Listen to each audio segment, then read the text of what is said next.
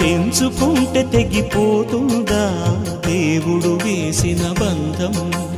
తెలుసుకో నీ జీవిత గమ్యం, పెంచుకోమానుబంధం. 7 అడుగులు నడిచిన వాడే 7 జన్మలు తోడుంటాడు. భర్తగా నిన్ను భరించువాడే బ్రతుకు దీపం వెలిగిస్తాడు.